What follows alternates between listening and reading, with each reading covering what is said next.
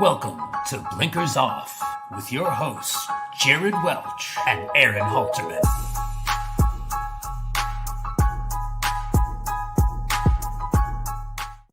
Good afternoon. What's up, everybody? I'm Jared Welch. He's Aaron Halterman. It is Thursday, February 5th, and this is Blinkers Off. What's up, buddy? Yeah, what is up, everybody? It is what a week we've got coming up. Starting tomorrow, thankfully, Wither's going to be run on Friday and not the weekend because Aqueduct just canceled Saturday, Sunday. But Friday, they're on. I'm excited. Yeah, this is, we've got, so today's show, just a little spoiler here, 7 races we're going to talk about today. And they're all Oaks/Derby preps. So, yeah, again, you get the Oaklawn card on Friday with the Martha Washington and the Southwest, of course.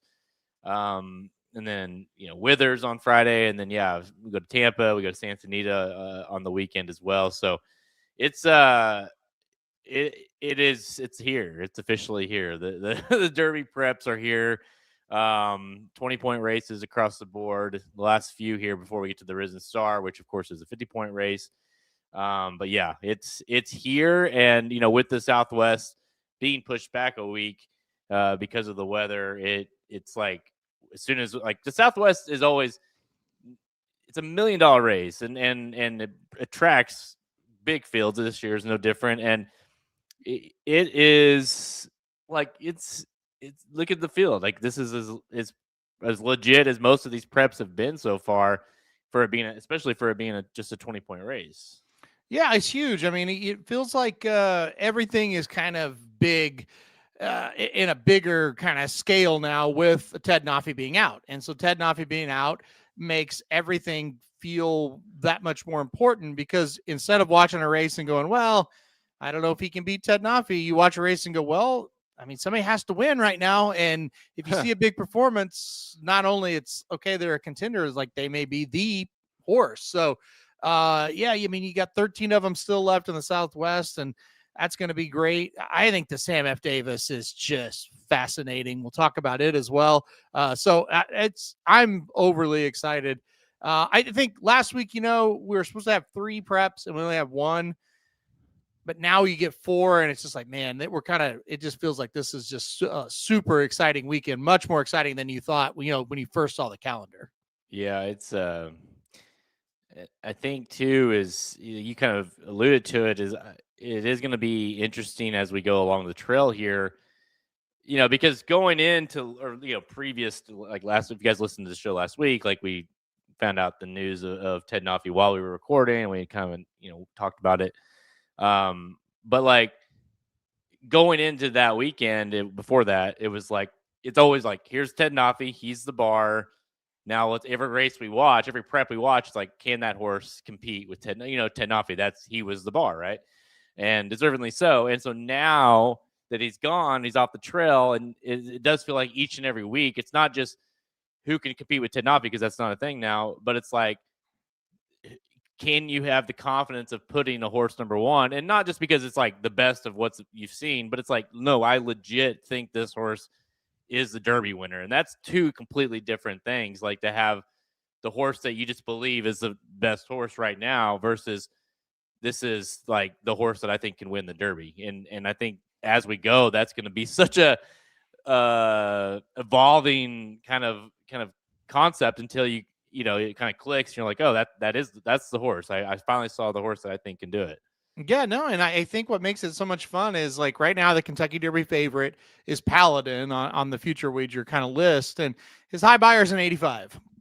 I mean, come on, you know what I mean? I mean, and we're that, not that he can't improve or he will improve. I think he will, but his high buyer is an 85, and so that's what makes this thing just completely up in the air. And I kind of expect to have a new number 1 by the end of this weekend.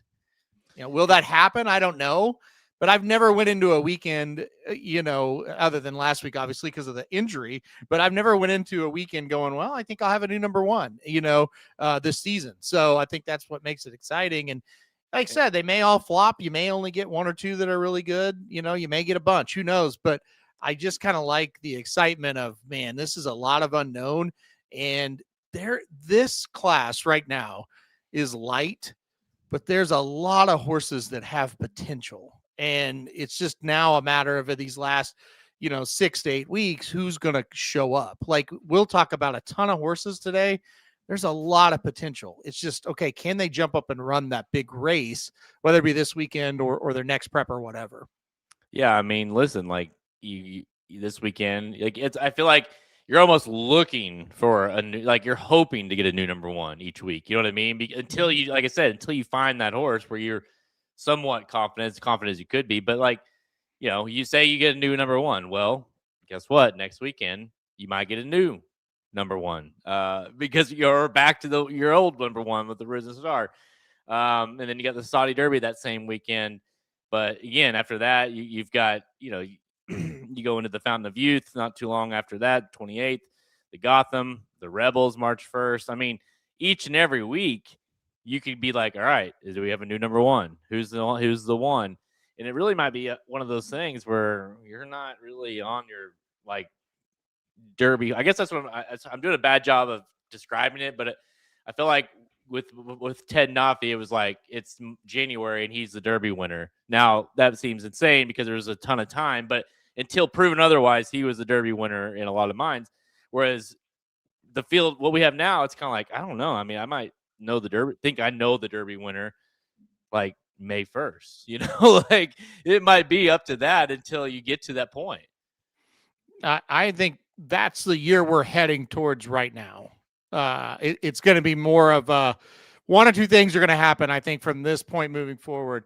It's going to be a mage-like year where you're just like, I don't know, could be a lot of them, or it's going to be a Big Brown type year where one of these horses, they're really going to develop and they're just going to look like they're pretty tough to beat. I think that's your two likely scenarios from this point moving forward. It does feel like a year where, like I said, there's a lot of potential, but maybe only one or maybe two, kind of really reach that potential on the first Saturday in May. And so it might be kind of clear, like California Chrome year comes to mind, things like that. Yeah. Or you're just kind of looking at, I think three different horses are going to win the prep or all the Triple Crown races. We're going to have three different ones. Like, I kind of lean towards that. I think we're going to go into the Derby like, man, I don't know this year. Yeah. But that's okay. That's some of those years that's when you really can make a big score. So, but at this moment, again, like I'll say it one more time, the horse that people are telling me is going to win the Kentucky Derby, his high current buyer is an 85, and buyers are not the end all be all. That's painfully slow. Like, an 85 buyer doesn't win a lot of 2-year-old stakes races. So, and we're talking about the Kentucky Derby. So just keep that in mind. Yeah, it's yeah, I mean, it definitely isn't it funny how racing works sometimes with these 3-year-olds where it's like there's certain years where you're like, damn, it's like look at last year. God, could journalism not have been born a year later? Because like, it's like, or could Good Magic not have been born the same year as Justify? Like where you have these really good horses, and how many times have we said it where it's like, man, if he's really good, he would win most years except for that freak of a horse. And then there's other years where, like you said, with the Mage, where it's just like, shit, I don't know. I mean, it could be any of them. And so it is funny how we feel like it's one or the other. California Chrome is a good example of a horse that, I mean, he had a great career, don't get me wrong, but like he was the best of a weak bunch, right? That year for the most part. And so like it's a good example of like, hey, just there's an elite horse out of comparable to everyone else. Maybe we do get one of those, there's still a lot of time, but as of right now, I'm leaning more towards like the Mage type scenario where it's like, hey, this is a horse. Like, I don't want to get to the Derby and be picking as of right now, be leaning on a short price, not at all. Yeah, I think the journalism thing is interesting because that's what you're like. If somebody develops and they kind of give you that journalism look and the rest of them just kind of tread water a little bit, trade winds, whatever, that's what I'm talking about in a scenario where it's like, yeah, well, that's the horse, right? And that could happen. I mean, take Nearly, for example, who I put Nearly number one mainly because who do you put number one, and I liked it. I didn't love it, but I liked the Holy Bull. That was okay. I think he looks better than anything we've seen so far. But say he goes off and he does that again in the Florida Derby and he wins by like 5 or 6 lengths. And maybe this time he sits a little bit off the pace, kind of like he did in the race before. Then, and everybody else is just kind of kicking the tires. Well, then all of a sudden, that's the scenario where, okay, we have one that's like, we're pretty sure if he runs well, he's going to win. I do think that could happen, but I'm kind of just leaning more towards, man, this thing is going to get weird. And to be fair to the Mays year, if Forte doesn't get hurt, maybe that would have been the horse, right? That year, who knows? Well, very similar to that year. We compared, Ted Nafi to Forte, only this time it happened several months early. But that seemed to be kind of the situation that year. It's like, oh, Forte, and then you're like, oh shit, now Forte's out. Now what do we do? And then you end up going Tapit Trice. I think that was Tapit Trice year, which is obviously not a great idea. And that was just one of those years that it felt like the horse running, the horse that won ran its best race that day versus kind of like going into it with like this back class of like, hey, this is the horse that's going to win this thing. So I lean towards that. But again, it's February 5th. So there's a ton of time for a horse to establish themselves. I know one thing, we'd have no shortage of potential or prospects. Like they're all over the place, whether it be maiden special weights, whether it be, allowance, whether it be these early stakes races. There's tons of options as of right now. And, we're going to see a lot more as we go along. We'll get into a little bit of the risers and fallers as we go through this, and we go through some of these races after the Derby preps. But let's not waste any more of this time because we have, like I said, 7 races to go over. We're going to look at the huge weekend to the road of the Kentucky Derby and the Kentucky Oaks, headlined, of course, by it's always crazy, the $1 million Southwest Stakes, right? That's always awesome at Oaklawn. It's a great $3 million race. Tune in. We got, contender profiles, betting strategies, all that kind of stuff for all 7. We have 3 Oaks races we're going to talk about first. Then we're going to go 4 Derby preps. Then we'll get a little bit into the kind of the contenders as we do on each of these shows, like who's, who we like, who performed well last week, whatever, who we're looking forward to coming back, whatever. We'll get more into that as we go. Let's not waste any more time. Let's go.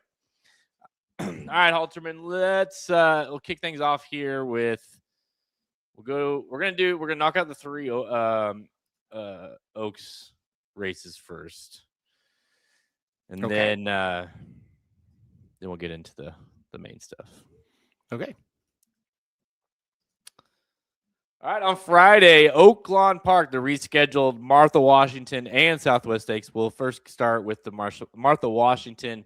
This is race 6. Again, Friday at Oaklawn Park, $300,000. Mile 16, Phillies 3-year-olds, Kentucky Oaks. All these are going to be either Oaks or Derby preps, and 2010 642 for those top 5 finishers. And a field of 8 lined up here for this Oaks prep. This is a good race, Halterman. I think there's a few in here that are going to be exciting to watch. Cassie's got a few that look like potential stars. Hit Parade has been solid, although maybe not completely blowing people out of the water, but has done enough. Where are you going here? I guess I'll go with what I would call the now horse, or maybe the light bulb horse, if you want to call her that. I went number 3 Search Party on top in this spot. And I say that the light bulb horse, it took 5 races, but Search Party gets the maiden broke last time out in a maiden special weight right here at Oaklawn Park by 6 lengths and just ran away from them. And I went back and, because when I saw that, when you're going through the past performances, you're like, okay, is that kind of a little bit of a fluke? I don't think so. I thought she was awesome in that race. She just dusted that field. Look, she lost 4 straight races before this. She was competitive in 3 of them. I just kind of think the light bulb came on. I think she's the now horse. I like the number 3 Search Party on top. I think she's going to get a really good trip in here as well. There's a lot of pace. I think that's okay. You've seen her come from out of it. You've seen her come from stalking, positions before. I don't think she'll be kind of on the lead or pressing the lead like last time, but I think she's going to come running when it counts. So I put number 3 Search Party on top. Yeah, I was kind of between, because I'm with you. I've kind of, I don't know, I'm almost waiting for Hit Parade to lose, and I feel like I need to get off that. Like I've been close a few times, and I feel like I need to jump before I get beat by her, or she beats me, I guess I should say, if I pick her. So I was kind of between the two Cassie horses as well, and we'll make this easy because I went with the other one. So I went with Counting Stars, and it's hard to kind of make fault on on the other one. You're like, okay, took 5 starts to break the maiden, but light bulb went off like you said. The other one, Counting Stars, has been just pretty steady. There's one race that clearly is the outlier, just didn't show up for whatever reason. The second start after the debut, but past that, this horse has won by 4 lengths on debut. You had the issue or whatever happened in that stakes race at Keeneland, and then the last 2 at Oaklawn is 1 by 4 and 1 by 6, and has done it coming off the pace, has done it on the pace, has done it in a mile. Which is stretching out here a little bit longer, but I don't think the issue will be honor AP out of a painter. You don't see many of those painter mares. So yeah, I think the distance will be good. I am cautious about how this horse hasn't necessarily the buyers have increased, but they haven't been dramatic. You haven't seen that jump like your horse, where it's boom, all of a sudden. It's just been very, if you throw out the outlier, it's 74, 77, and 79. So good, very standard, has been solid, but is it good enough to win here if, say, one of these horses just pops? We'll see. But I like the 5 here to win at 5-2. Are you between those two? Were you is that where you were kind of thinking too? Yeah, I am kind of against Hit Parade in here. So yeah, that's kind of my thought as well. I kind of think it's going to be one of the Cassies, and I'm with you. I have the 5 in second, and you're kind of splitting hairs between the two of them. To be honest, I just I think that last race and at the distance was kind of what put me over the edge on Search Party. But yeah, I would put Counting Stars, I think, has just as good a chance. And like I said, she's definitely been the more flashy of the 2 runners. Yeah, she is popped for sure, and she likes Oaklawn Park, so as well as yours, I guess, because maybe that's part of the reason why the horse broke through finally. So we'll see. That'll be a fun little matchup. I gotta assume one will be on the lead, and then the other one will be up right off of it. But yeah, I think there's some decent fillies in that race for sure, especially for that Oaklawn division. So we'll see who comes out of that one. We're on the 2 Cassie horses. All right. Let's go to Tampa Bay on Saturday. Tampa Bay Downs.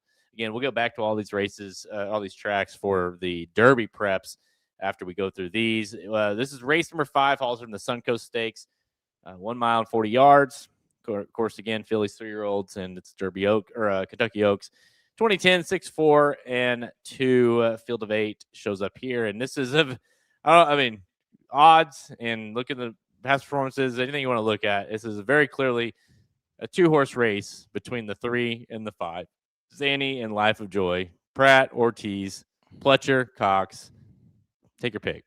It's the 3 Zanny for me, and it's a 3-5 exacta for me straight. I think Zany's. I think she's way the horse to beat.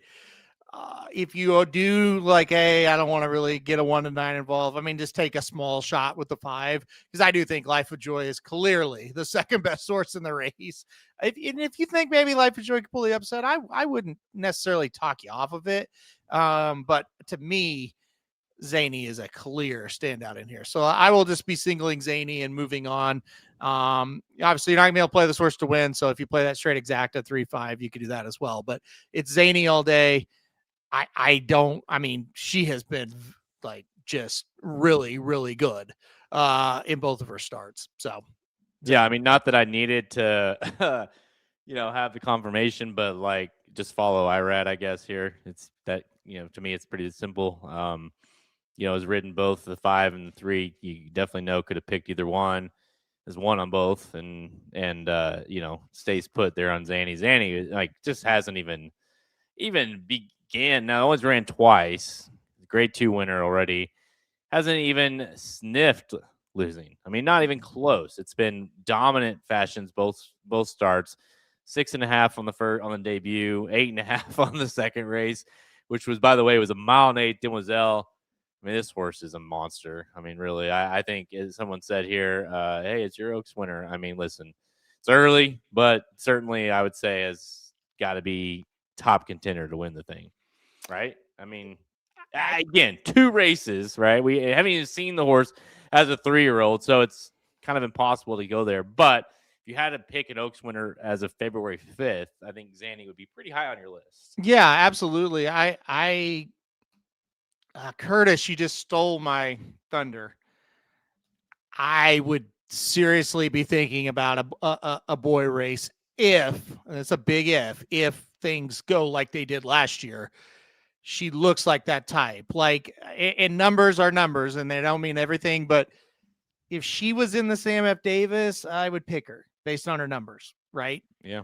Especially if she rolls as a 3-year-old debut and she just dominates again. Like, I think there's gonna be a lot of chatter, not just the Belmont, but like you said, like Derby preps. Like considering the state that we're in, we just got done talking about like why not try it if she were to run another huge race.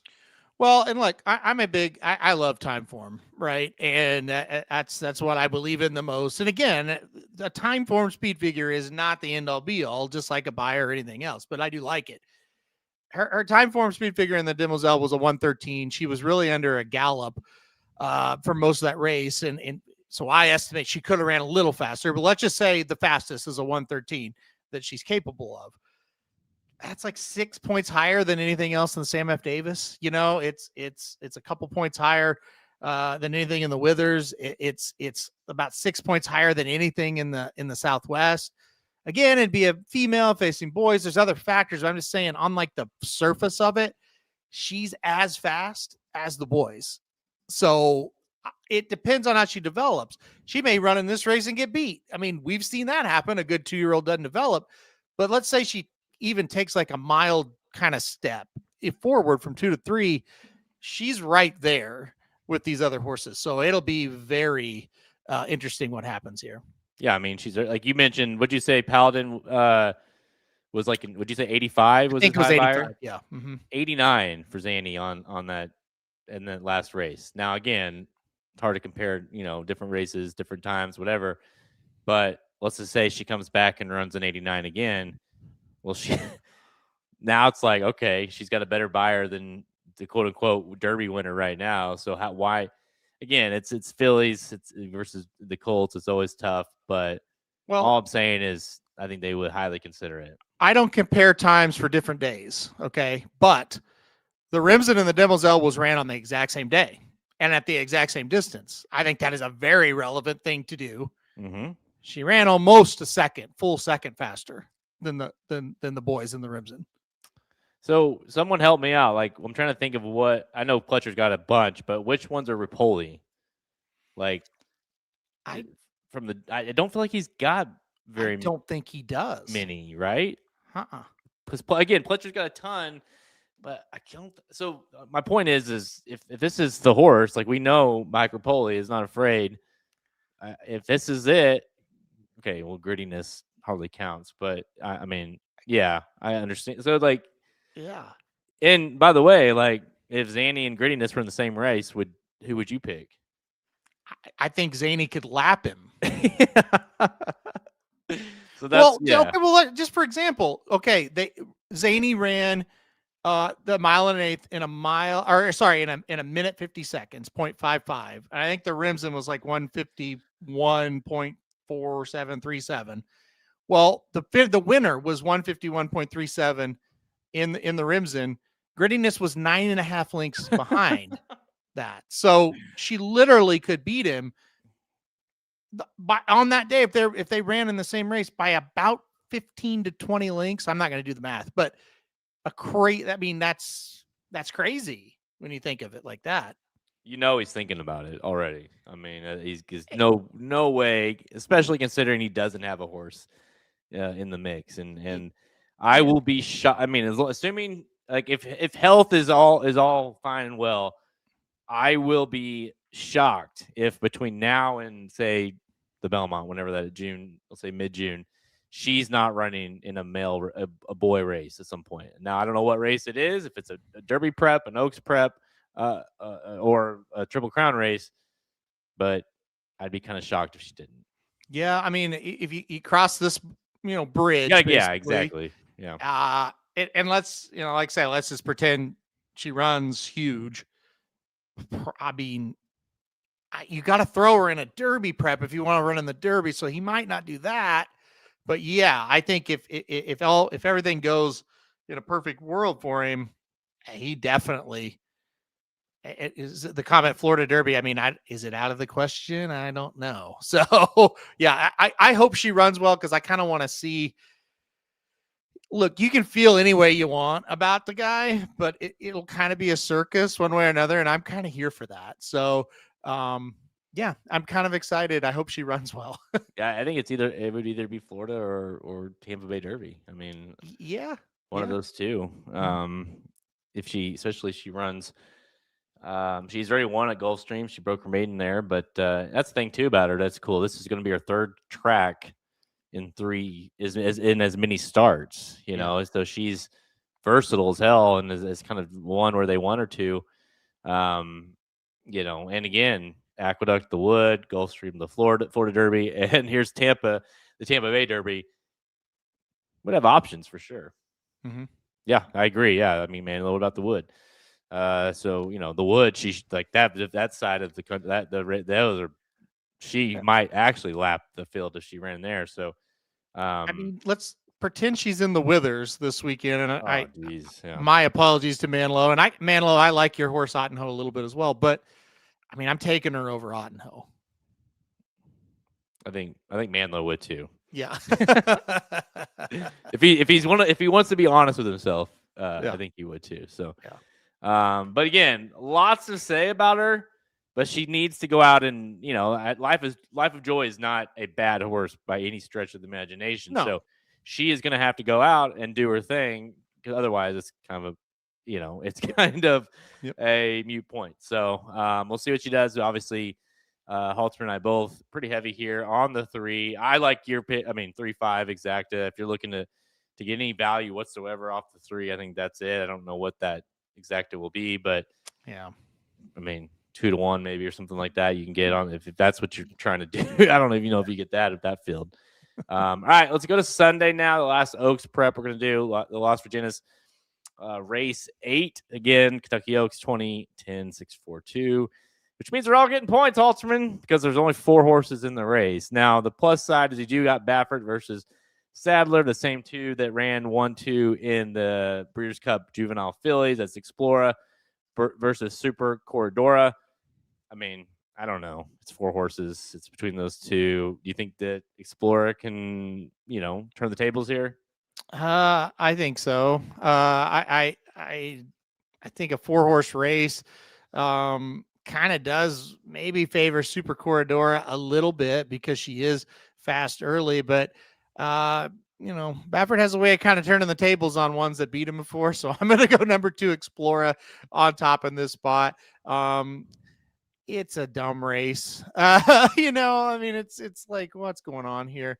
But I'm going to go Explora to beat Super Corridora. Yeah, just wait till it's a 3-horse race. When one of those other 2 scratch, wouldn't surprise me. I went with the other one. I went with the 4, the winner. Last out. That race was very impressive by her. And I just think being at a mile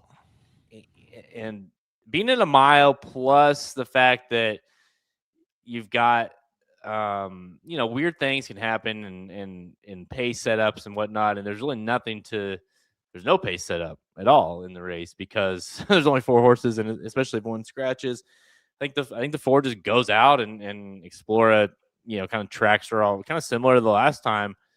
And I think if this is a little bit longer, maybe I could get talked into Explora. Although, I mean, mile 16th is not necessarily out of her wheelhouse, meaning Super Corridora. But I just think the mile, I think she's going to be really tough in the short field. So give me the 4. I'm with you. I don't know what you do at this. I mean, they're both good horses. So I guess if they run 1-2, they're still very much in the mix for the Oaks. But it's hard to learn much out of a 4-horse race. It's tough, man. It's the scene out there in California is just rough, really rough. So it is great. You got the 1-2 finishers of the Breeders' Cup Juvenile Fillies, and the 4th place horse. So that with meaning, but yeah, it's just kind of sad. What the hell's happening? I mean, I know it's hot. I mean, it's not like it's new, but we can only get 4 horses in an Oaks prep out there. I'm at this point, I just glad they filled it. Like I don't want to be negative, but it's bad. All right. Well, that's a look at the Oaks preps. I do think we got some pretty solid stars running this weekend. But let's go to the main event, or at least the main events on. We'll stay out at Santa Anita. Let's do that and get that one out of the way, which is the day before. It's race number 8 on Saturday. That's right. Race number 8 on Saturday at Santa Anita Park, the Robert B. Lewis Stakes, grade 3, 100K, 1 mile for 3-year-olds. A little bit bigger field here, although 3 of them are trained by Bob Baffert.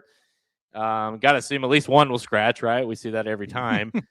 That happens literally every time he's got multiple horses in a race. So, but field of 7 as of now. Desert Gate, your 6-5 favorite. Are you sticking with the favorite?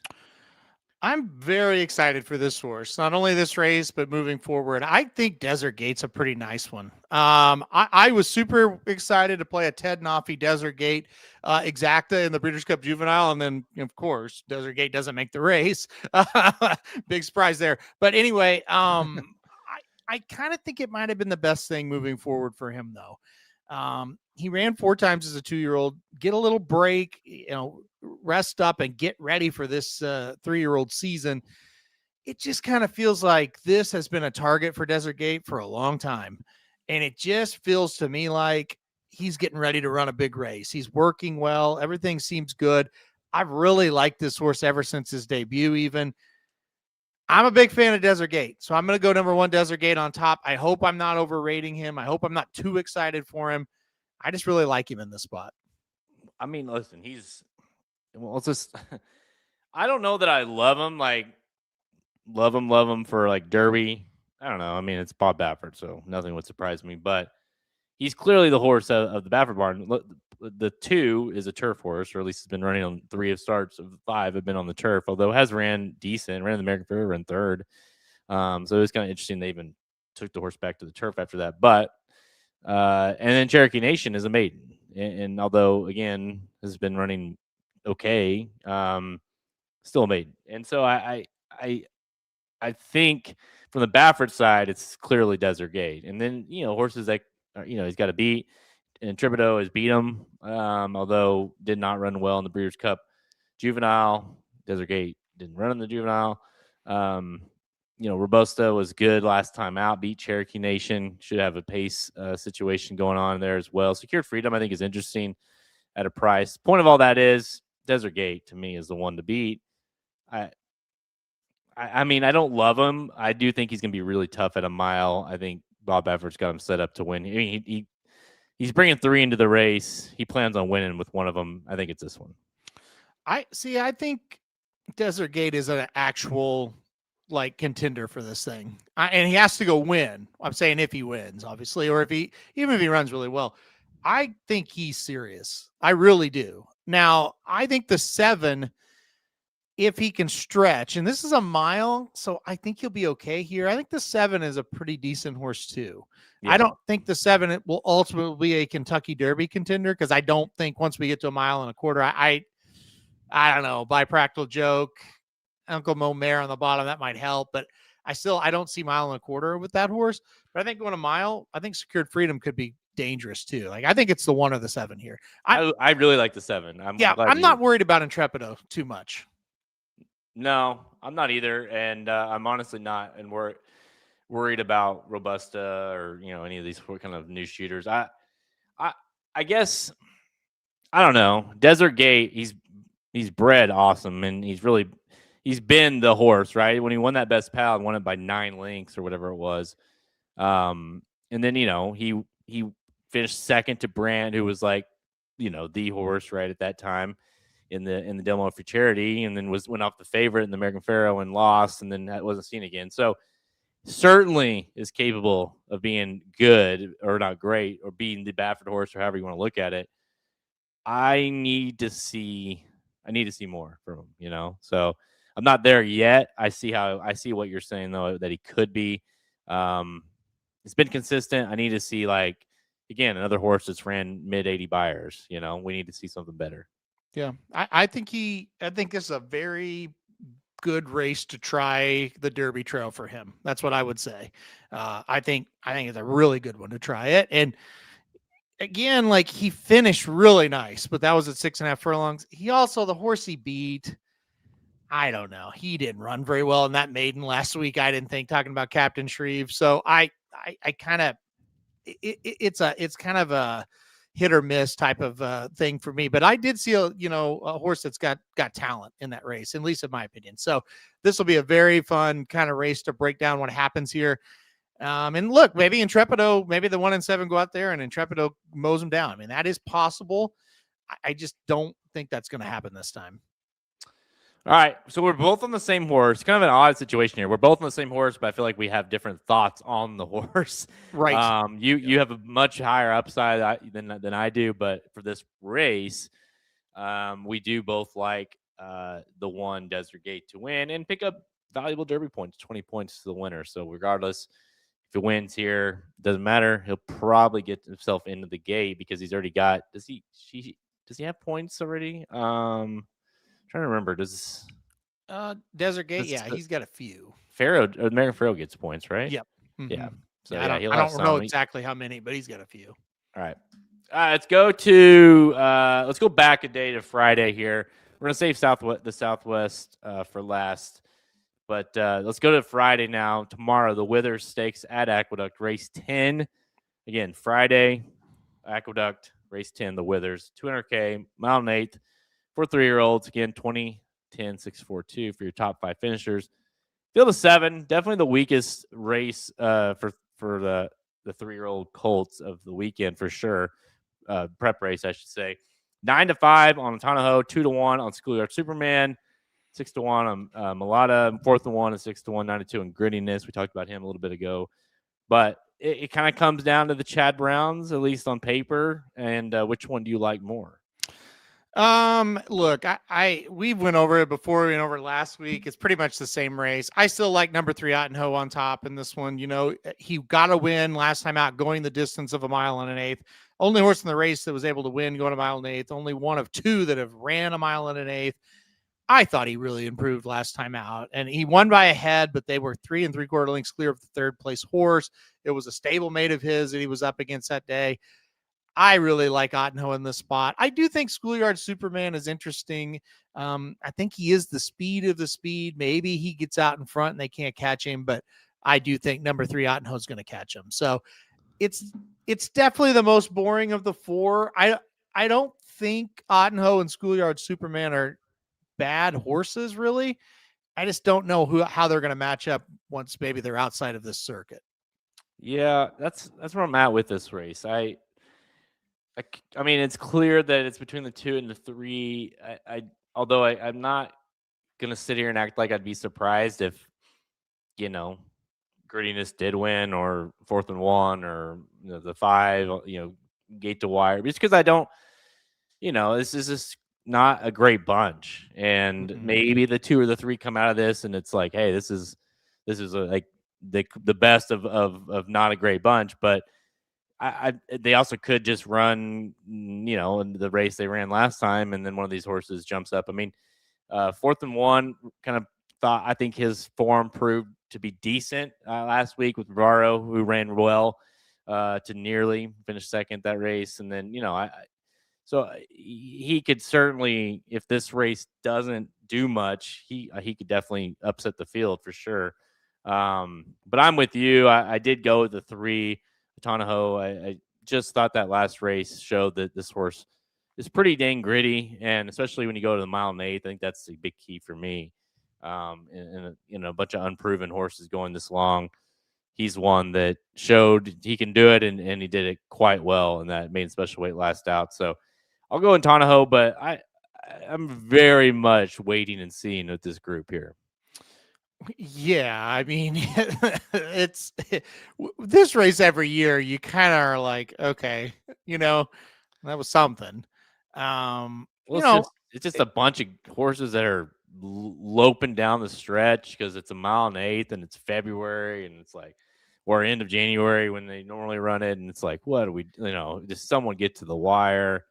Well, to be fair, the 1 year, let's say recently, where we got a serious horse was a Chad Brown horse, and it was early voting, and he did look really good winning the race, and he wasn't loping to the wire, ended up winning the Preakness, right? But yeah, I mean, most of the time you look at this and go, well, it was a race, but I don't really watch the Withers with an eye on the Kentucky Derby. I watch the Withers to see if that day I picked the right horse to win the race. Yeah, it's listen, I think whoever comes out, I mean, both the two, I don't know, this is an interesting race for I think Chad, and I think he knows it, where it's like, all right, let's see. I've got two kind of similar horses here. Let's see which one comes out of this race as like one of my Derby prospects, right? I mean, obviously he's got several this year, but let's see who comes out of this one as, moving forward down that trail. And maybe they both do. We'll see how they run. But yeah, you and I are both on the 3, Atanaho to win the Withers. Again, that's on Friday. All right, let me pull up. Let's go to Tampa, back to Tampa, I should say, for the Sam F. Davis. This is a fun race. Race number 11 on Saturday at Tampa Bay Downs. It is the Sam F. Davis Stakes, 250K, mile 16th for the 3-year-olds, 2010, 6-4, and 2 for the top 5 finishers. Field of 9 lines up here. 8-5 on Renegade. Todd Pletcher. Tell me if you've heard this before. Pletcher versus Cox. Confessional, the one horse at 2-1, who got just curb stomped by nearly last out, but all of a sudden that looks pretty good after nearly looked awesome in the Holy Bull. So Renegade, who we haven't seen in a bit, versus Confessional, who maybe just got beat by a way better horse and finally gets that class he needs. I love this race. I'm so excited for this race. You've got Renegade, who's finished ahead of Paladin, and then Paladin beat him in the Rimson. You got Confessional, who you just said nearly beat. You didn't even mention the Puma. I am intrigued to hell with the Puma because he got beat by Chief Wallaby. You just like the name. No, I like the horse a lot in this race. Let's start with this. The Puma is also entered in the 8th race Saturday at Gulfstream Park in a maiden special weight. He will be a very heavy favorite in that race. He is 6-1 in this race. However, I think he has a great shot to win this race. So what do you do? Do you go to the maiden special weight? Do you go here? That'll be the first interesting thing that will ultimately help decide the race. We can talk about him in a second. I'll talk about my top pick. I love number 6 Renegade. Renegade's my 3rd ranked Kentucky Derby horse right now. I've been waiting for him to come back. Excited to see what he could do. The race 2 back where he finished ahead of Paladin, I thought he was the better horse that day. I think he was very unlucky to get disqualified. I mean, maybe he should have been, maybe he shouldn't. I don't want to get into it, but I thought he was a really, really good horse that day. But that was Paladin's first start. Paladin comes back to win second out. Renegade gets second. That was in the Rimson. Before the race, Todd Pletcher was saying Renegade missed a couple of works. He might be a tad short, but he's good enough to run. We'll see. He makes a move like he's going to win that thing, and he flattens out a little bit. That's kind of explained, right? He's been working well. I'm really excited to see what Renegade can do. I do really, really like this horse. I love Into Mischief on the top with Curlin on the bottom. I think that's a really nice pedigree to go long. I'm excited for Renegade. So I put number 6 Renegade on top. I have the Puma in second. I think if the Puma runs here, he's very dangerous. Well, listen, there's a lot of storylines here, right? You mentioned a lot of them. And, by the way, Ripoli, there's a Ripoli Renegade with Robert Lowe. So you do have, there's some Ripoli flavor there with Renegade. So I guess there's that. But, Yeah, it's such an interesting race because it's not even because of the the ripple effect that a lot of these horses have with other horses, right? Because Renegade could prove that Paladin is a freak, or they're both very, very good, right? And then same with the Puma. If the Puma wins or runs well, if he runs here, Chief Wallaby all of a sudden is like, oh shit, how good is that horse? And then Confessional, it's like, okay, if he wins, okay, well, Nearly really, really is very, very good because he just continues to prove that even when he's not racing. So there's a lot of those storylines. I like Confessional, but I just, and I wanted them on to reclaim him on the fantasy team, but I when I watched that race back, I'm just like, there's a reason why we kind of were discouraged from that performance a little bit, where it's like, I don't know that he is quite good enough to win a race like this. Like, I can see him running well. They're doing equipment change with him. Took the blinkers off. Obviously, you get Pratt, although Irad Ortiz is not a bad jockey to have in the last one.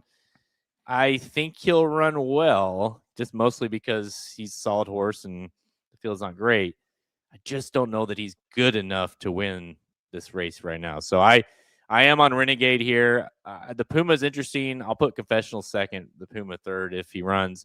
But to me, Paladin is one of the top horses. This horse has been trading punches with him. It's hard not to go there. So give me Renegade here. I think here's the thing with Confessional. You look at Renegade and, he beat Paladin, at least beat him to the wire first. And then he was 2 lengths behind. And then you look at the Puma, he got beat by Chief Wallaby by a length in a 3/4, but he was like 9 ahead of the third place horse. And you look at Confessional and it's like, yeah, he did run second to Nearly, kind of in a different zip code, when he finished. And that was out of the quote unquote big 3. That's why I have Confessional third. Because he ran second to Nearly, but he was a long ways back. So, but I was one of those cases, we talk about where it's like, yeah, you got a good buyer, but that's mostly because the horse that dominated got a big buyer. And so you got to give the horse in second, a decent buyer because of that. But you're right. You didn't leave that race being like, oh shit, like Confessional's pretty good too. You're just like, God, Nearly beat the shit out of him. Mm-hmm. And then it kind of, I think just by default, you're like, maybe he's all right because Nearly seems to be pretty good too. I think it's a really good spot for him, this race. I think that's a good spot. He's a horse that really should improve stretching out. To say like Christopher Maiello says he has no shot, I don't really agree with that. But again, I've got him ranked third out of the big 3. Now, like if the Puma scratches and all of a sudden, now I've got him second. And it's like, yeah, am I going to sit here on Saturday and go, well, the horse I had in second won, I'm shocked? No, absolutely not. Maybe I've got Renegade overrated and the Puma scratches. Well, shit, Confessional could definitely win. So, Brad has got the confidence to, after that loss, to come bring him here. Plus, Flavian Pratt jumps aboard. There's plenty of signs there that say, well, this horse is pretty live because he's not going to run him in here for just for fun. Yeah, the one thing I'm not even pushing back, but it's the one thing I'll say, and this is probably unfair and not, it's probably not even right of me to say, but as a handicapper, sometimes it just feels like Brad Cox is just kind of throwing them everywhere and hoping at times. That's how they've ran this year. Let's put it that way. Doesn't it feel like, and again, I handicap every race, every track. And sometimes I'm just like, I don't know. Is it just kind of a week by week thing? It's like, okay, he's doing good this week. He's rested. Let's go here. You know what I mean? Like, I don't know. Sometimes I feel like there's like just kind of some random stuff happening there. But again, like I said, this is a very good spot for Confessional. I think this is a very logical, situation for him. You certainly should not have went to the Holy Bull last week and try to beat Nearly and do that. No, he found a decent spot here. So what I said was probably very unfair, but that's just how sometimes I feel. But to the whole larger point of it, I think this horse is going to run okay. I really do. with that said, he is very good, and he's got hits at 35% with blinkers off. The equipment change. That's right, blinkers off. Mhm. Shout out to blinkers off. Yeah, there you But that's a great percentage. Again, gets Flavian. They hit at 33% together. Certainly bred to go along, like you kind of alluded to. So there's plenty to like. 2 back-to-back buyers in the mid 80s. So there's really there's no I would not be shocked. And by the way, almost guarantee he's going to win because we dropped him off the fantasy team and then tried to get him back and lost in a shake like we always do. And so I guarantee you, like, if there are such thing as racing gods, he will win this race and he'll punish us for it. But from a handicapping and all things aside, I do think Renegade is the horse here. And I think Renegade is very interesting for the Kentucky Derby if he runs and wins here. Now, this is an interesting one because we talked about Zany and being Pletcher and Ripoli, and it's like now you have Renegade. Where they end up, those kind of trying to keep them all separate. We'll see what happens here, but I think the Paladin, we'll see what he does next week. Is next week, right? Risen Star? Yeah. Right So, now. Yeah. Lots to find out with that bunch the next couple of weeks. Yep. All right. Let's go to the main event. What do you say, Halterman? Let's do it. You excited for this one? I'm really excited awesome. for it. Yeah. I don't know what's going to happen, and that's what you want to hear from a handicapper, but it's a hell of a race. I know that. I'm excited. I'm really excited for all of them. Even the Withers, and again, it's not like it's not something crazy, but I'm kind of it's a little bit intriguing. But yeah, the Southwest perhaps the most intriguing. All right, let's go to Oaklawn Park on Friday for the made-up version. I guess the makeup version of the Southwest Stakes. It's grade 3, $1 million. Going 1 1/16 miles for the 3-year-olds. And hey, they stuck around. We got a full field of 14 lined up here. One will scratch. The litmus test will not make the trip for Bob Baffert. Would have been tough to beat, I think. But our good friend Tom Bryan told us that he's not coming. So 5-2 scratching that one. You got to assume the other Baffert might go off the favorite, although Decode is technically your second choice. So it would, 3-1. The 2-horse Butane is 4-1, 9-2 on Strategic Risk. Honestly, Halter, when I handicap this race and I text you, I'm like, dude, I think there's 13 horses, let's say. I think like 8 of them could win. It's a really good race. It's a fascinating race. You don't usually see this many horses this early in a race either. And that has a lot to do with it's $1 million, I'm sure. So yeah, it really is a lot of fun. And I was with you. I thought Litmus Test looked pretty good in here, but he's not here, so we won't worry about that. I will say this, and this is crazy, guys. And I'm not exaggerating when I say this. 1 week ago today, the track at Oaklawn Park was completely frozen. Completely frozen. They will run this race on Friday with temperatures of 75 degrees. So they have went from completely frozen to 75 degrees. Welcome to this part of the country, right? I mean, insane. It's going to be like 65 here tomorrow where we're at. Of course, Hot Springs about 4 hours south. All right. As far as this race goes, it's a puzzle. There's no doubt about it. It is a crazy puzzle. I ended up going number 3 Butane on top. I really like this horse stretching out here in this spot. I think he's going to get a really good kind of mid-pack / stalking type of trip. I think the pace is going to be pretty hot. I thought he ran pretty well last time. He got second, beaten 2 lengths, but I think So Happy is a really nice sprinter. I think now stretching out second off the layoff, I think we're going to see the best of Butane, at least at this point in his career. So I put number 3 Butane on top. I am very scared of the number 2 Decode. I don't know if he's going to stretch or not. I don't know what the pace scenario is going to be for him or not. He had a lot of talent in that debut race, though, but I think Butane's going to get the trip here. Decode is scary. Is scary good. Like that's no matter what, if you pick him, you're nervous. Can he get the distance when they hit the top of the stretch? If you're against him, you're nervous. is he going to back up, or is my horse, whoever you pick, can he go get him?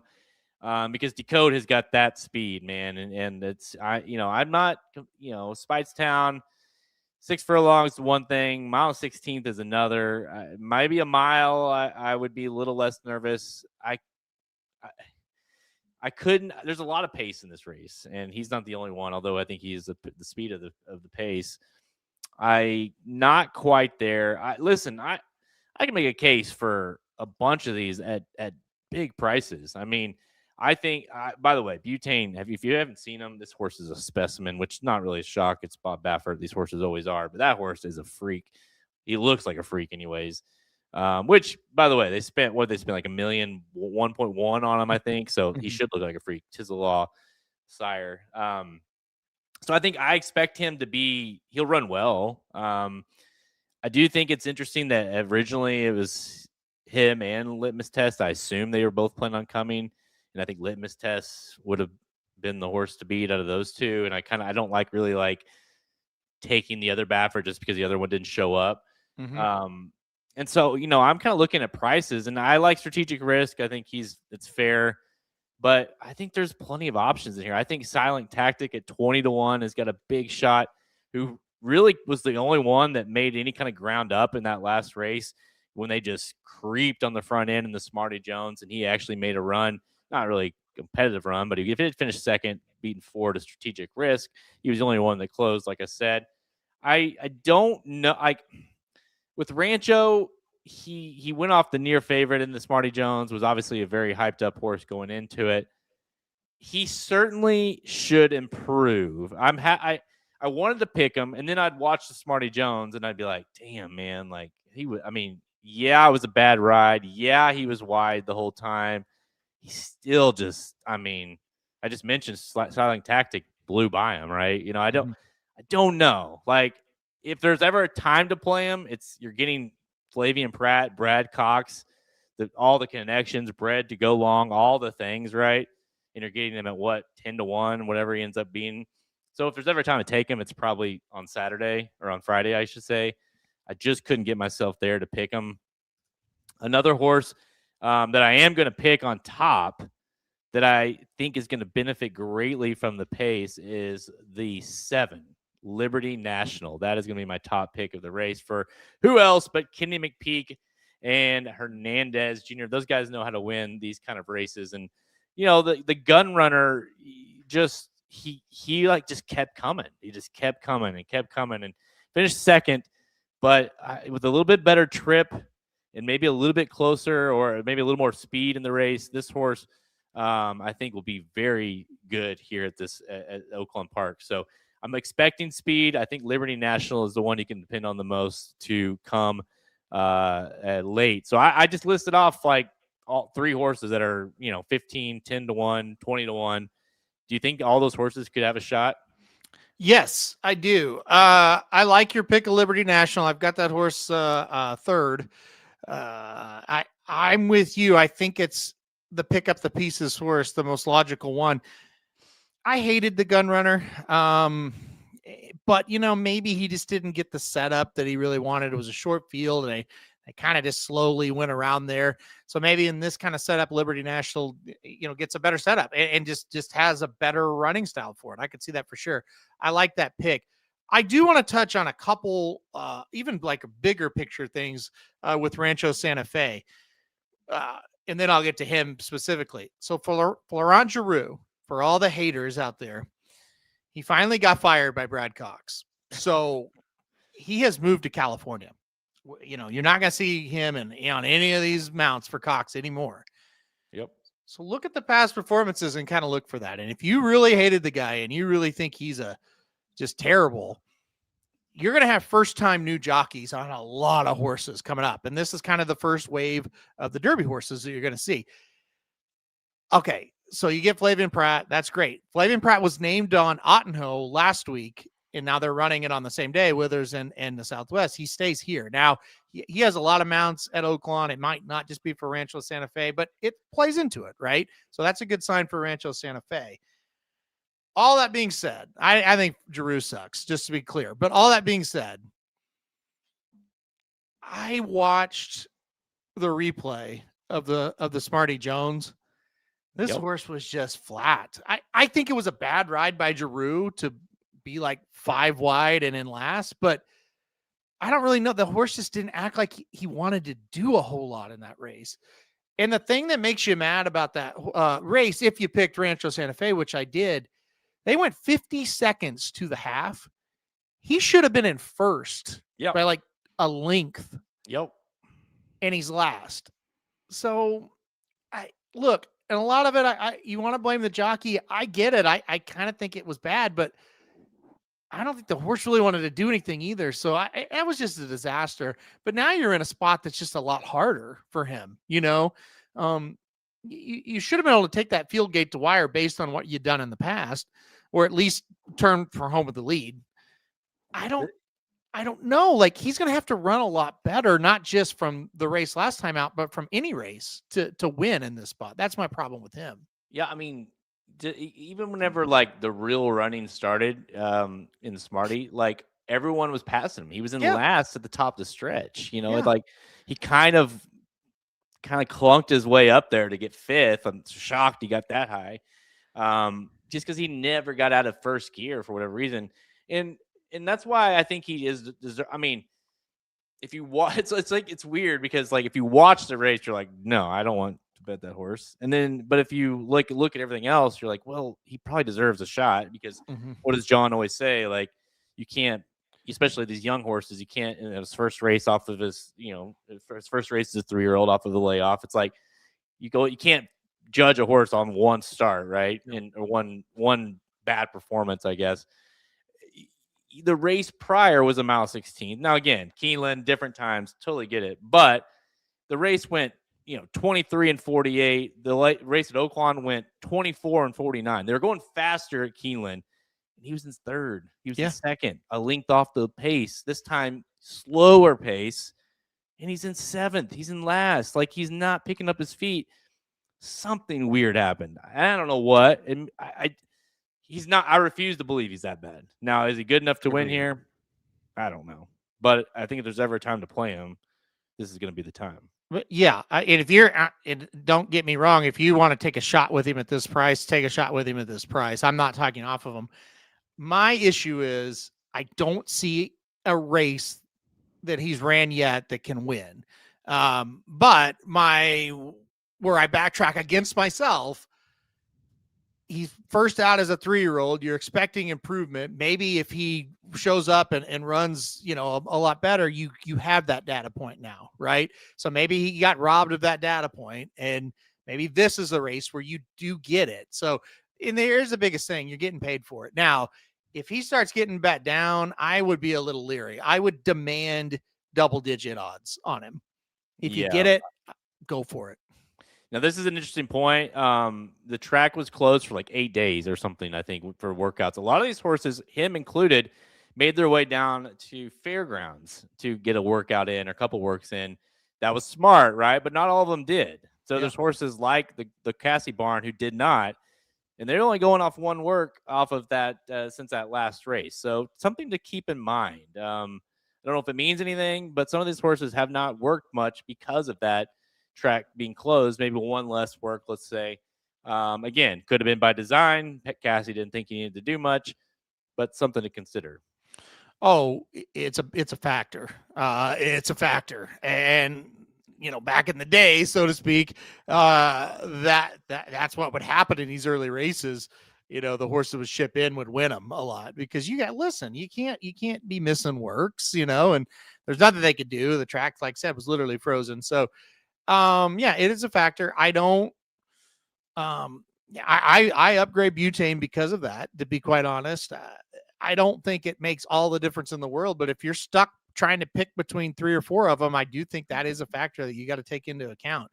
I think at the end of the day, a guy like Brad Cox, who has the string at Oaklawn and at Fairgrounds, he could probably maneuver that a little bit better than, say, a guy like Ray Ashford with the 2. It's like, we're at Oaklawn. This is it. Like, you're not going anywhere else, right? And And so I think you kind of got to think, put that into consideration. And with your horse, Liberty National, hey, he's at fairgrounds. He avoided it. He's coming in on a normal type of pattern. Right. All right. So I think when you look at this kind of race, who stands out to you as not just a likely winner here, but, horses that could potentially be serious? We talked about Desert Gate earlier. We've talked about some of these horses, these other races where it's like, all right, I think that horse is a somewhat serious contender if they win, or maybe they're not yet, or whatever. Who is in here? Who do you think not only could win here, let's just say, but, who has a big shot? Do you think could emerge from the weekend as like a legit Kentucky Derby contender? That's a great, the other ones, I have a very concise list of 2 or 3. Yeah. I like when you text me, it's like, man, I think a lot of these could win. I was like, yeah, they can. Okay, if Decode goes gate to wire and say he wins by, 3, let's just throw that out there. He's a contender. Now, whether he can go a mile and a quarter or not, that's still a question for another day, but that'd be a big statement. I mean, Butane winning would be a big statement. There's 2. I mean, Liberty National, he won this race with Mystic Dan, right? So what if he kind of, McPeak did, so what if he can get there, man? So there's 3. Strategic Risk, if he was to go back-to-back here, you'd have to put him on there. I kind of like the 11 Silent Tactic. You talked about him for a minute. I think he could be a legit contender if he wins. So there's 5 right there. I don't know who's going to come out of this thing. I personally didn't love the Smarty Jones. I think it's going to be somebody from a different, race that wins this. So I guess I'll stick to Code, Butane, Liberty National. I think those are the 3 that have the best chance to be potential prospects after this race. I think, if I, at the very least, highly consider Silent Tactic as a, trifecta, superfecta horse in all your, tries or whatever you play here, because this would be a hell of a race to play him. I think the pace sets up even better for him here. And for what it's worth, after the race, after the Smarty Jones, Cassie was, he just won, right, with Strategic Risk. His horses ran 1-3 or a 1-2. I'm sorry. He was kind of like, Strategic Risk, obviously going to the Southwest, probably go look for an allowance race or something for Silent Tactic. And he kind of won. I think one of the, couldn't quite find the right distance of a race in an allowance race. And 2, he said he's working so well that, we're going to run him here, And so I think that's something to consider. He's worked himself into the race as a contender versus hey, we're just going to run him for fun. So I think he's a legit horse. I thought that last race, he had been running at Woodbine on the synthetics. That was all right, what kind of horse is he? Is he a synthetic horse? What can he do? He had ran well at Woodbine, right? But what was he at Oaklawn? Mm-hmm. I thought he ran well. He proved that he's a decent horse. And I think this distance goes longer. He's out of a Gunrunner mare, Tacitus. This horse will go forever. See, I think this is a really sneaky good, really sneaky I should say, bred horse. Yeah. We could do 2 hours on making fun of Tacitus, right? We could. As far as a racehorse, he just was that horse. He was bred really well, and he was really talented. He was just a screwball, right? But he was talented. So if he could pass on the talent, leave kind of the craziness behind to his offspring, and then you got a Gunrunner mare. I really like the breeding on Silent Tactic. He needs to step up. I think there's a good chance he does step up in this spot. Second on the dirt, better situation for him, at least on paper, with the pace. So at 20-1, I am pretty interested in him. We did have a comment on Soldier and Diplomat, the 13. I like that horse. I just don't like him at 1.16 miles. I feel like he's got a great shot to be a really good miler. The race last time out in the Kentucky Jockey Club, he turned the corner, and I thought he was winning. He just kind of felt like he flattened out a little bit for me, that last 16th of a mile. I also hate the post position. 13 is going to be really tough. I think he has talent. I no matter what he does here, don't give up on him, because I do think one-turn races, he's going to be very good.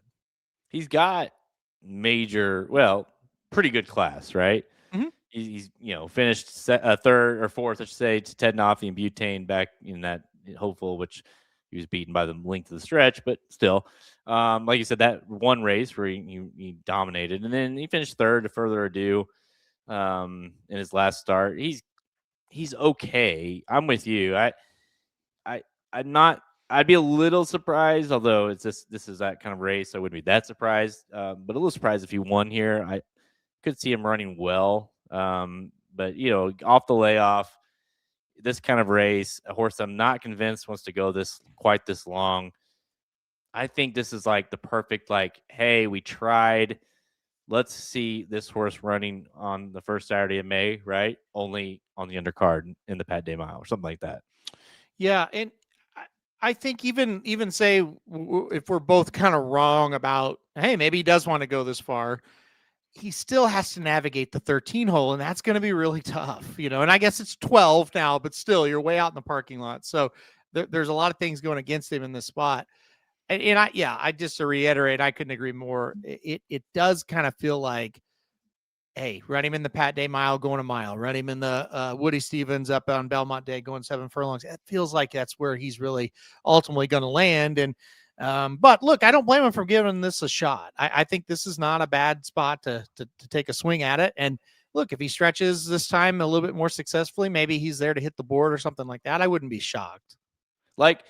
There's 13 horses that are running in this, as of now. And Mm-hmm. I legitimately think 7 at least could win this race.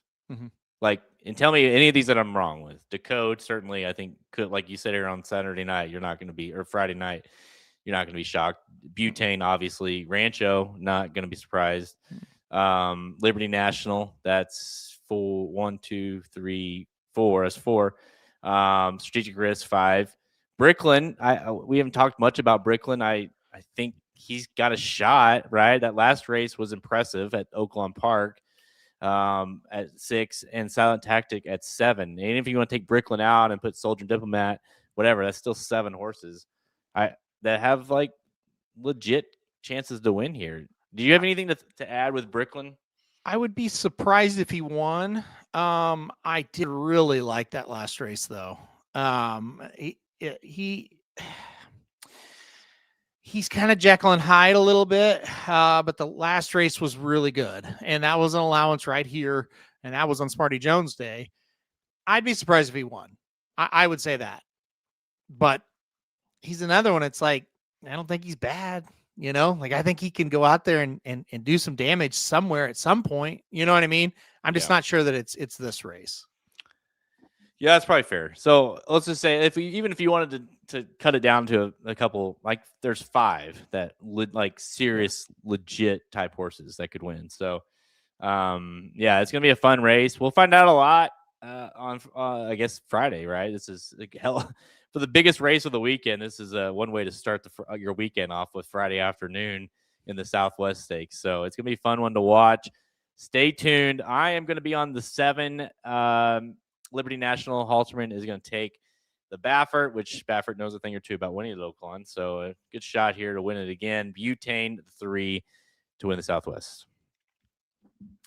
All right, Halterman, before we wrap this up, I wanted to go through we're going to start doing this each time whether it be its own segment or while we're doing the previews, is a recap of what we saw last weekend and some of the horses and kind of the horses, 2 or 3 that are trending up, 2 or 3 that are trending down as far as the 3-year-old crop goes. And I think first and foremost, we got to go to Gulfstream Park from last weekend, of course, and that's nearly winning the Holy Bull. I'll pull it up here on the replay here. But I think in the same race, you have nearly that's clearly going up, and then you have Cannoneer and Incredible who clearly are going down. Yeah, I mean, Incredible didn't show up, so that's very concerning. They kind of said he didn't like the track, so he's definitely a thumbs down. Cannoneer spit the bit quick. It was a very, very poor effort there for him. Yeah, when you get to the positive, I think nearly There was a lot of good to take. There is a little bit of bad as well. I think the good with Nearly to be able to just kind of take it to Cannoneer early. I thought that was impressive. We were worried, at least I was worried going into the race that Cannoneer would get loose. Nearly just pressed his ass every single step and then just kind of put him away. That's impressive. That's what a good horse does. So that was very impressive. He did not finish all that well, but he went too fast early, right? Yeah. So you're not going to finish well or fast when you go fast early most of the time, unless you're Flightline. So I kind of, the thing I'm not worried about, he's not a one-dimensional horse. We saw him sit off the pace just 2 races ago. I think he ran this style because they thought they had to do it. I think he can sit off of it. So all in all, I think he checked a lot of boxes in this race. One thing I'd worry about as a Cannoneer backer is, after the race, Cox was kind of like, yeah, I think we learned how far maybe he wants to go. And that kind of tells me like maybe they're ready to back off of Cannoneer, at least from this on the trail. I don't, I'm just reading between the lines there, but he didn't have a lot of excuses other than, a horse breathing down his neck the whole way, which and going insanely fast, but Nearly finished. Cannoneer didn't. Right. But the way they were going, I was like, no way that Nearly can keep going here. I actually loved the 8 in this spot. Mm-hmm. Like at this point, because I had the horse picked. I'm like, oh yeah, that, he's the 7's all softened up. Here we come. And the 7 just, he just pulled away. Now, I did say, I think I even said this to you or Kevin after the race. I'm like, I think a good horse, like a really good horse, could have come and got him, but there wasn't really necessarily one in that race. So I like him. He deserves to be the number 1 horse, in my opinion, as of right now. But I'm not sitting here thinking that's like the Derby winner yet. Mm-hmm. So same. I'm not going crazy over him. That being said, I ranked him number 1 on the list. But it's kind of just more like, well, there isn't really anything to do other than put him number 1 right now. I told you I was off air, though. I'm looking for a new number 1 this week and the next. Well, I think we talked about it on air too. So I thought he did what he needed to do. And I think if he can take another kind of step in the Florida Derby, he could win this thing, right? He's definitely in it. And I'm with you. At the top of the stretch, I thought, man, Bavaro is going to be a problem for this horse. He couldn't make up any ground. And a matter of fact, he lost ground. So Let's move on to another one I put Class President in for the Rising Up. This is the Swell Stakes. He's finished. He's the 1 horse here, finished second. I guess you should put the winner here in there as well, although I think you and I both are agreeing that going long is not necessarily going to be his strong suit, but he certainly deserves to be in the mix because he did dominate the Swell. But whenever you look at that race in the breeding, you're not sitting there thinking, wow, going longer for a Solitary Dude is going to be the winner here. I about fell out of the chair. He's like, all right, we're going to talk about Class President now. And just that time, he's just getting his ass beat by this winner Solitude Dude. It's like, oh yeah, he's got a lot of upside, this Class President. But no, I do understand what you're saying. We're talking about Kentucky Derby horses here. And I do think here in the Swale, Class President is the Kentucky Derby horse you want. So Solitude Dude, a great horse going short, 7 furlongs. Very good. Very, very good. Yeah, I think 1 turn. No disrespect. They're going to try to stretch him. I would not be shocked if he stole a race at 1 1/16. I would be shocked if he goes 1 1/8 or 1 1/4 and wins. I would be surprised. Class President was never really supposed to be in this race. They tried to get him in an allowance going longer. It didn't fill.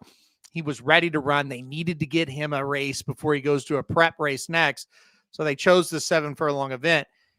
He ran well enough in this race to, if Solitude Dude, isn't as good as we thought he was, which we both picked him. We thought he would cruise. But let's say he wasn't. Class President would have won. The point I'm trying to make is he made him be a really good sprinter, and he was.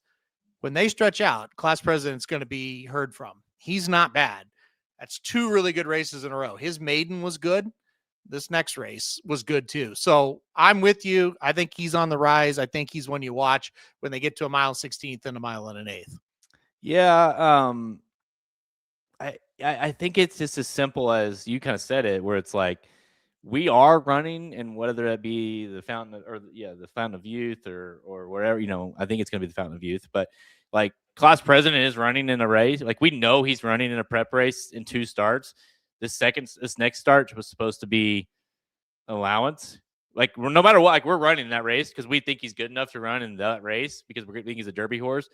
And that race didn't feel or couldn't find the right race. And it's like, we got to run him, right? He's ready to run. We got to have another race under his belt before we go to the next one. And that's just kind of what happened. And you and I both were like, yeah, he can't win here. Like everyone, anyone that I respect and talk to is like, good horse. Don't know why he was in that race. But I mean, you kind of start to learn more, you're like, okay, I get it. But I think he probably learned something in that race. And hopefully I think if they do match up again in the Fountain of Youth, I wouldn't be shy to take the horse to finish second there. Yeah, I think, if it was a paceless race, maybe Solitude Dude is not going to get caught even at a mile 16th. But I think, if there's other pace in there, it sets up a lot better. And I mean, you really described it the right way. When they drew it, it's like, what's he doing here? And then you hear, well, the allowance in field, it's like, okay. And then you watch him run and it's like, no, he was ready to run. Like he ran a good race. There's nothing to be ashamed of. So yeah, anyway, I think he'll be fine. All right. Last horse I'm going to talk about is Potente, who ran in that maiden special weight at Santa Anita on whatever day that was. Saturday, whenever. I mean, listen, Potente did what he was supposed to do. He won the race. I'm not overly excited about him yet. I think he's got a lot more to prove in his next start. But, huge horse, huge purchase horse for Baffert and Speedway. And obviously after the race, quotes from Baffert sounded like horse is aiming towards the Derby. So we'll see what they do next with him. But, did what he's supposed to do and win here. I think he's using this race to go to a route next. I really think Crude Velocity, the horse that scratched, was a little bit better meant to go this distance. And I think with Potente, it's a little bit like Class President in that this isn't really what he wants to do. He's built like a tank. He doesn't really look like a sprinter. He doesn't really run like a sprinter, in my opinion, either. No. I thought the race it wasn't great, but I do think this is not really what, to me, it was like they kind of entered him to get a race underneath him so he can go long and be really fit and ready. Well, he won. So now I think that's a good thing, and now you can go to an allowance or you can go, I guess you could try a prep. I wouldn't be shocked they try a prep with him next. This is not the best we're going to see of him. That's the good news. He will get better going longer. But look, the plus side of it with him, he had a horse breathing down his neck the whole time, and he put him somewhat. Captain Shreve kind of put himself away some, and then Potente put him away a little bit as well.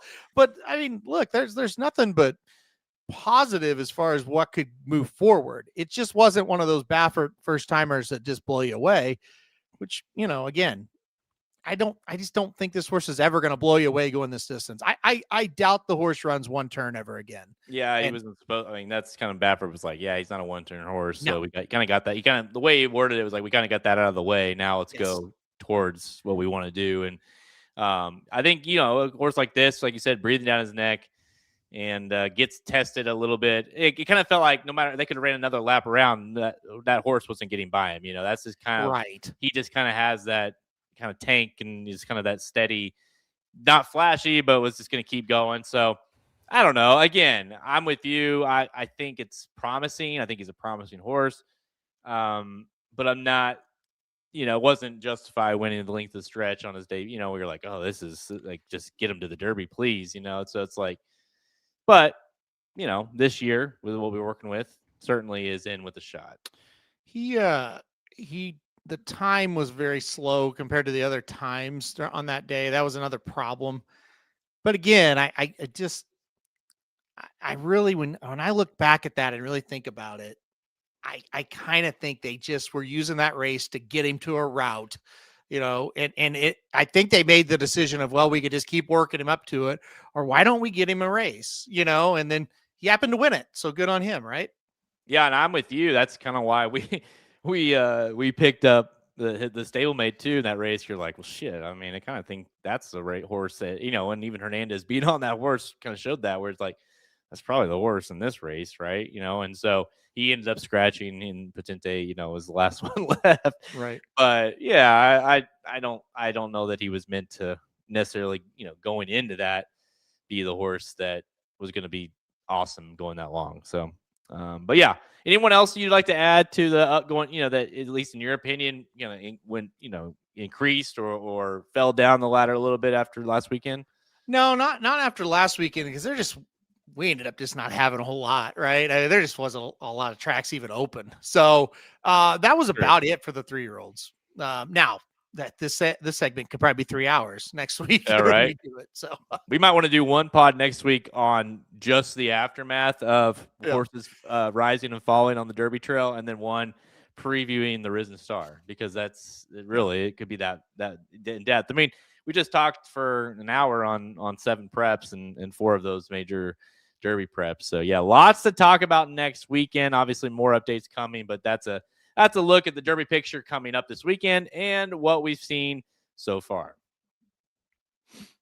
All right, guys, that's all the time we have. Make sure you check us out over at racingdudes.com for our free picks and all those picks for all the races we just talked about. If you want in-depth exactas, trifectas, pick 3s, pick 4s, pick 5s, whatever, doubles, whatever you like to play. We've got picks, whether it be free, premium, Soma Bombs, Rockets, whatever you want, over at racingdudes.com. Now is a great time to be a subscriber, as low as $70 a month, and it gets those betting Bibles for free. We'll have a Risen Star betting Bible, right, next weekend.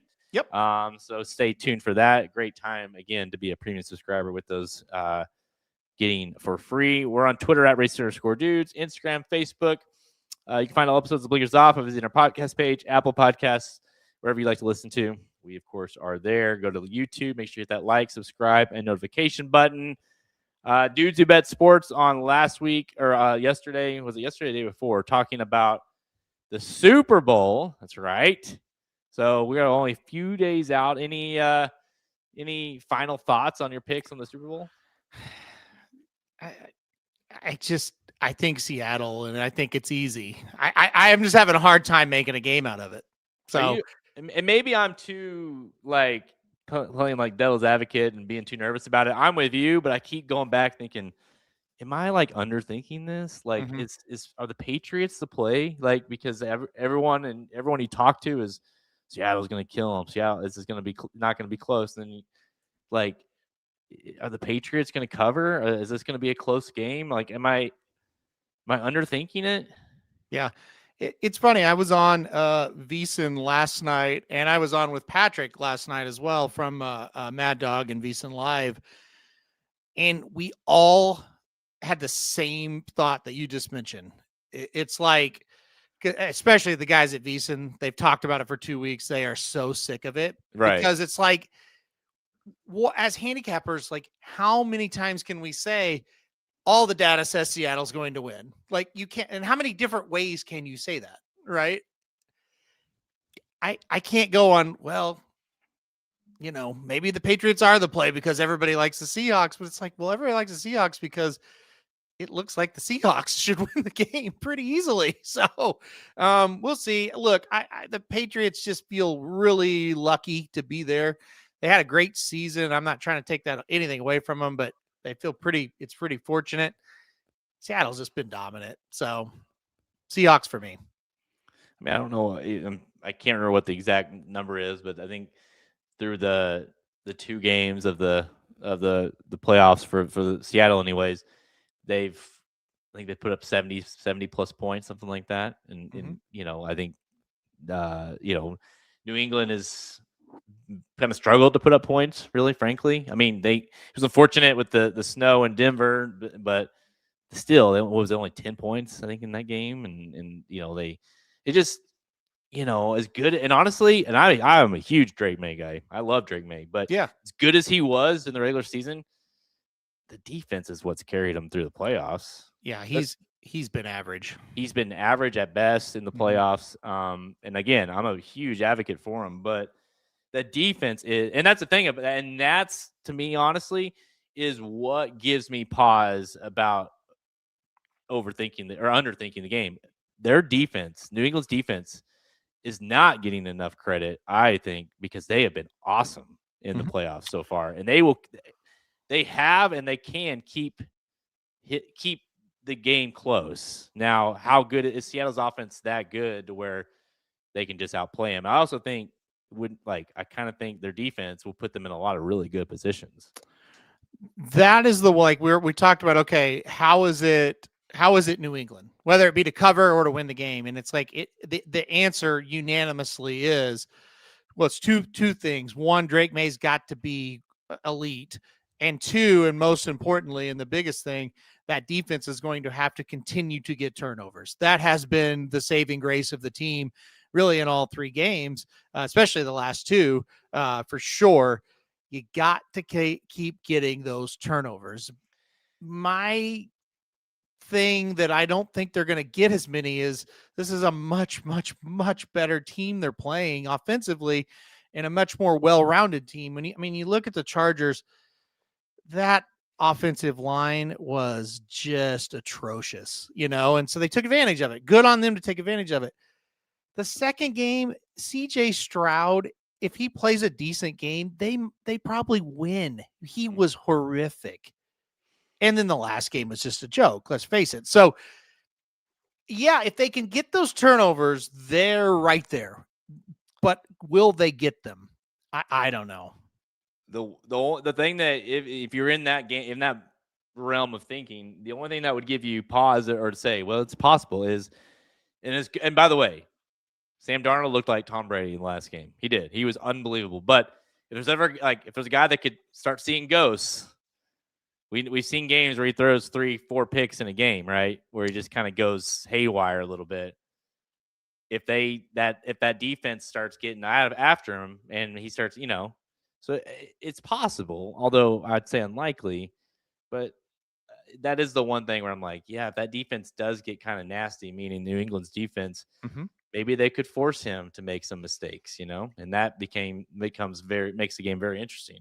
Yes, yeah, you could turn it into a 17-13 type of slugfest, and you could win. You're comfortable in that if you're New England, and I think you're right. And look, I am kind of under the assumption if we were going to see Sam Darnold crack, it was going to be that game last week, because he had to keep making tons of plays, and he did.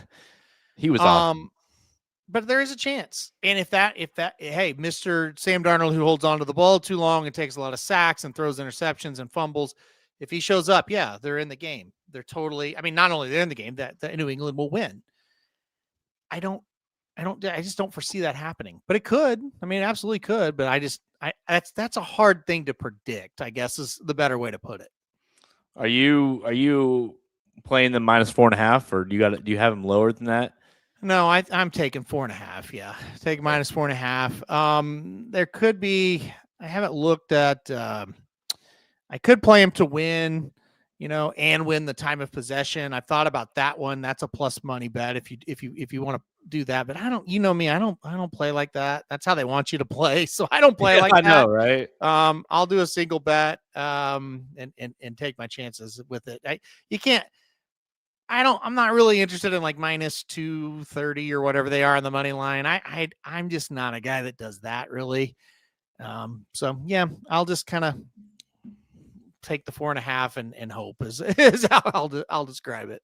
The one I've been kind of flirting around with is there's a bunch of different thought processes. But I'm trying to I like having a minus, kind of juicing a little bit and get a -2.5 on Seahawks, and then them to score over 23.5 over 23.5 Seahawks. That is, and that is that's basically doubling your money. It's -100 ish. It kind of depends on where you get it. So bet 20, win 40. It's not super sexy, but it's a way to me to I think that would cover. That, at least my opinion is correct.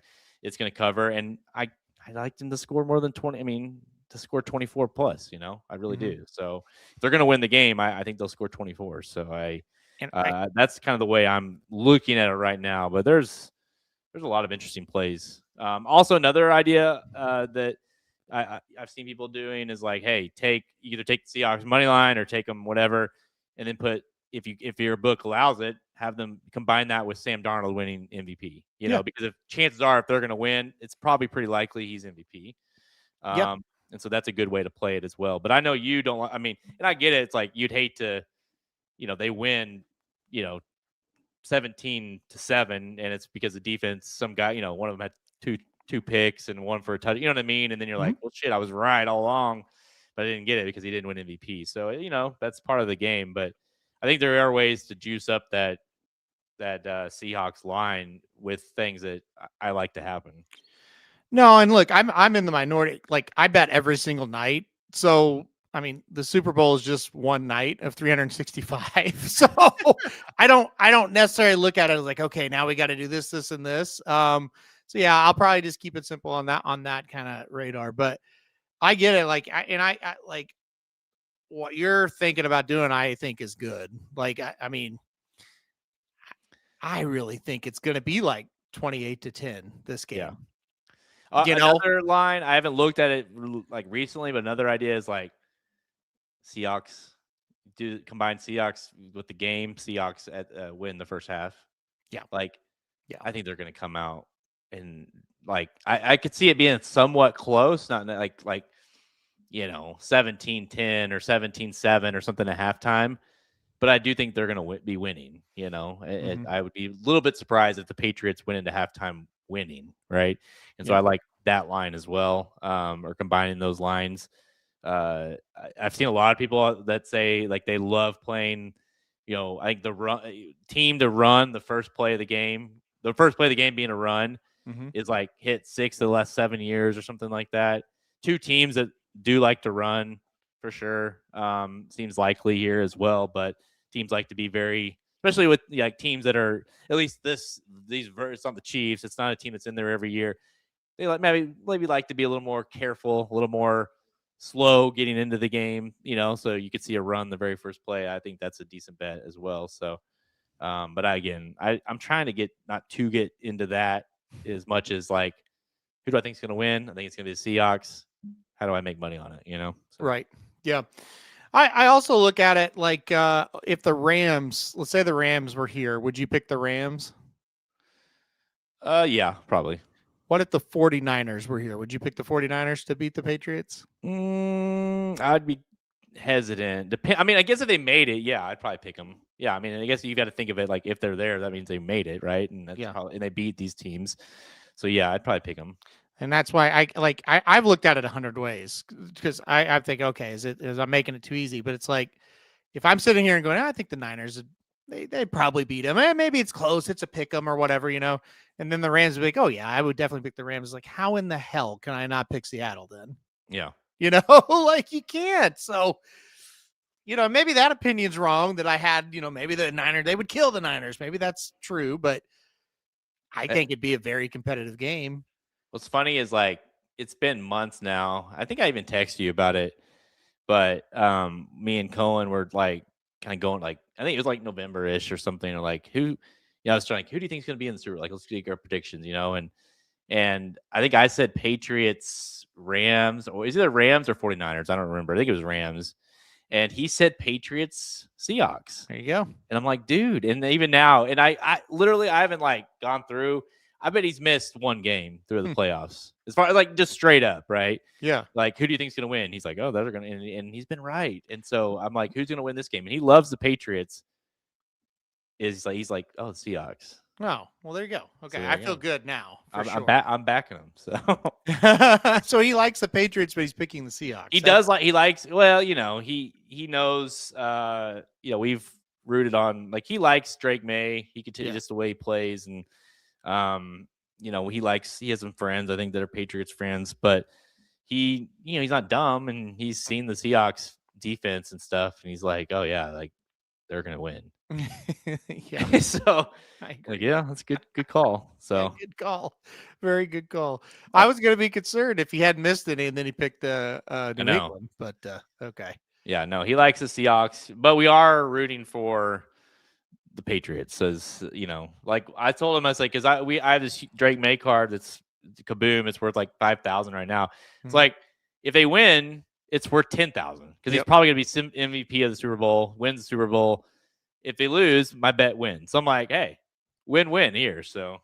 Well, even if he loses that game, that card's not going to drop in value, really. No. Like maybe immediately, but give it 2 weeks, it won't. Exactly. And even give it, really it'll fall during the summer and then it will come back up during the preseason and the hype of, because the reality is New England wasn't supposed to be here this year. They were rebuilding to get to this point, right? But this was way earlier than anybody expected, certainly for a second-year quarterback in Drake May. So, they're kind of playing with house money right now. So yeah, it's still a very good card, but that card would become like an insane card overnight, basically, if they won. Yeah. And so it's like, oh shit, like it's kind of like having a little bit of a lottery ticket for the game. All right, well, we'll root for what you're doing there. Listen, if New England wins, hey, what are you going to bet on this? Not $5,000. So it would be better if New England won. Yeah, exactly. Yeah, shit. My $20 bet is not going to do much compared to the value of that card for sure. So, all right, we know who we're rooting for now. There you go. Because I don't think he's going to win MVP. I think Stafford will win the MVP because they already did the voting, right? So yeah. I think Stafford will be MVP of the actual regular season, but still a good year for May. But yeah, I think you and I are on similar thinkings for the Super Bowl. I got to tell you this though. I'm excited. It's been the first year in 4 years I can actually watch the Super Bowl and enjoy it and eat and like like not be nervous and have anxiety the whole game and whatnot. So kind of excited. I mean, I wish the Chiefs were in it, obviously, but yeah, kind of enjoyable to actually have a party and watch it on TV and just sit there and relax. That will be nice. But, yeah, very nice. It is. It's kind of it brings you back to the old days when the Chiefs sucked every year and they weren't even in the playoffs. This year. It did feel like an old days Chief team, that's for sure. He never had any hope. So yeah, that's the thing. Us Chiefs fans, us real Chiefs fans, were like, yeah, it sucked. And you're like, yeah, I've been here before. It's all right. Yeah. I know how to survive this. We're very comfortable in this position. Thank you very much. So. Yeah, I can handle it. Yeah, I know pain. Don't worry about it. Yeah. All right, guys, it's going to do it for us. Until next time, huge weekend, whether it be racing, whether it be the Super Bowl, whatever. Everybody, good luck. Have fun. I'm Jared Welch. He's Aaron Halterman. Good luck this weekend. Thank you for listening to another episode of Blinkers Off. Join our horse racing community at racingdudes.com and follow us on Twitter at racing_dudes. Want to make money betting horses? Bet with the Racing Dudes.